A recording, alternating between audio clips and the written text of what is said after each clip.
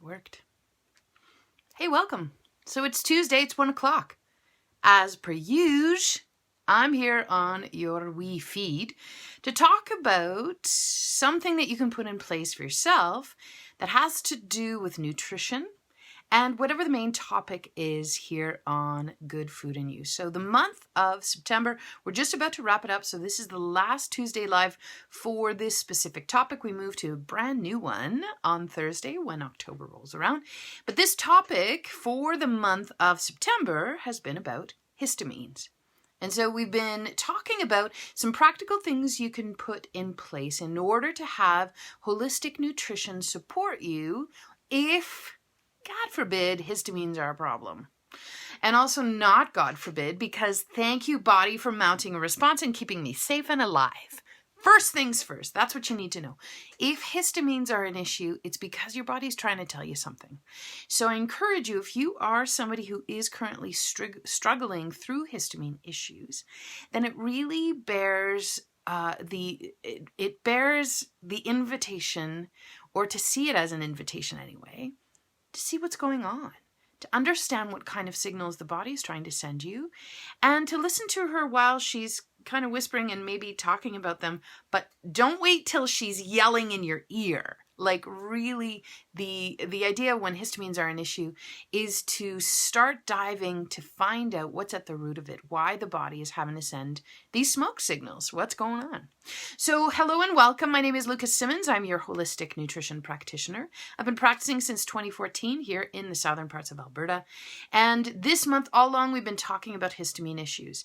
Now, of course, any advice and any kind of recommendations or foods that we're talking about in these live videos are not a replacement for your medical things, for your doctor telling you to do things. They're not a replacement for it. They are also, there's no guarantees with them. What they are is information. Hopefully they're not inflammation. But these lives are meant to share with you some tips on food. It's just food, guys. Yeah, food can shift things pretty drastically. So I encourage you that if you are currently struggling with histamine issues, get it checked out. Go find some help. Please get someone on your team who's going to help you figure out what's at the root of it. Because that's just the thing. It's not the histamines that are the issue, as always. It is because you're not able to clear them. And why is that? That's what bears the invitation to go deeper and to figure out what's at the root of things. So welcome to those who are tuning in. If you're catching this on the YouTube afterwards or on the Facebook feed, then if you have any questions, I encourage you to put them in the questions below. And as always, if you need some help to navigate any of this, it is actually my specialty. So I encourage you to get in touch, either comment below with just I need help, or send me a private message and we'll get you on your way. Now, today's topic is going to be kept at 10 minutes now, because I talk too much, about histamine helpers, those top 3 superb foods to put in place to help when histamines are an issue. So I'm going to give you the 3 right off the bat. If you just want your grocery list and you're building it right now, then I'll give them to you one after another. And then I encourage you to stick around to understand the why. So your first one is going to be liver. And if you're like, oh God, I don't want to do liver, then I suppose you could try bee pollen. It's still good, but it's not as optimal as liver. Number 2 is going to be a vitamin C support. And we'll get into some specifics when we get to that one. And the third one is nettle. So those are your 3. Will they fit the bill for everybody? No. Because when histamine's an issue, it's a super individual thing. I'm not making this up because I want clients. I'm making this up because it's so convoluted and complicated. And when each person presents with histamine issues, it's because of a different reason. So it bears, again, repeating that it's an invitation to get at the root of what's going on. So liver is really great. Why is liver so great? Okay, adding liver in as liver pate, eating liver straight up, making chopped liver, finding liver recipes you like.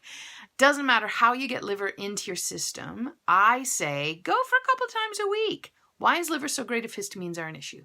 Liver provides your body with the balance of minerals you need, along with a really rich source of vitamin A, which is a fat-soluble vitamin. It's called retinol. All of these key players are so important at balancing hormones and balancing blood sugars, which are out of balance when histamines are an issue. First things first. The other piece of this is that there's copper. Copper is one of the nutrients found in liver, along with a balance of copper to iron to zinc. and that added vitamin A. And they all work together to get copper where it needs to go. And copper is needed to form an enzyme in the gut lining called DAO. Now, DAO enzyme is the enzyme that your gut lining makes in order to break down the histamines coming in through the gut lining. So it's not the histamines that are the issue, it's the fact that you can't clear them out properly. Well, having liver as a regular added into your diet is going to help rebuild that copper count so that you can properly get the ingredients it takes to make that DAO enzyme. Copper deficiency is actually a pretty big thing. Taking the supplement is not going to work necessarily. Having foods that have those nutrients in balance that you need in order to get the nutrient into your body and to get it where it needs to go, that comes in balance in foods. That's why food is always going to be the answer. So add liver in a couple of times a week. Okay, start there. Oh, but Luca, liver is actually a high histamine food. Yeah, it's a bit higher on the histamine scale. Totally. So then you need to actually start including some of those foods that help to break down histamines at every meal. So some of those foods come into column number 2 or item number 2 today, those vitamin C foods. So vitamin C is an antihistamine and can help in the moment. I've got other videos on my YouTube channel and the Facebook page here. Find your way to that to explore a little bit deeper, maybe some of those foods that can help bust histamine problems. But vitamin C is one of those things that can do that piece. So vitamin C, one of those superb foods, the easiest thing is berries and fruit. And liver also has vitamin C. Does it, Luca? Yeah, it does. What does it not have? Are you picking up what I'm putting down? So vitamin C is an important one. Some of the superb foods, if you want to go to the next level, you can find really wonderful, fairly as fresh as possible powders that you could easily add to smoothies, to breakfast, to elixirs, and that type of thing. So camu powder is one that's very high in vitamin C, and it's a wonderful food-grade vitamin C supplement, we'll call it. It's just a really high dose of vitamin C in a food. That sounds to me much better, and the way that your body would recognize vitamin C anyway, and the way that vitamin C would have been delivered. Never in the history until 50 years ago was it like super separate. So start with food. Always start with food. I think it's the brilliant place to start. Food is how we've ingested things before. Why don't we just rely on what's worked? So vitamin C in that camu powder. So for example, this morning I made myself a hot chocolate and I added half a teaspoon of vitamin C, the camu berry powder. You can find it at all your favorite health food stores. The Light Cellar in Bowness carries it as well here in Calgary, but find it at a very good reputable place in order to ensure that it's fresh and that it's as vibrant as it can be. Vitamin C tends to degrade over time. It's a water-soluble vitamin. So in that case, then add berries to your smoothies. Good work. Okay, vitamin C. What? Yeah, vitamin C itself is an antihistamine. Oh wait, should I just eat real food, Luca? Always. That's always going to be the answer. Item number 3, nettle. Nettle can help. Sometimes for some people, nettle can make things worse. If you're one of those people, you need to get in touch with me. That actually means that there's something happening at the liver level, or there's a detox reaction where I say you're bagging the garbage, but you're not taking the garbage to the curb. So in that case, we need to start addressing, or to see if it's a salicylate issue.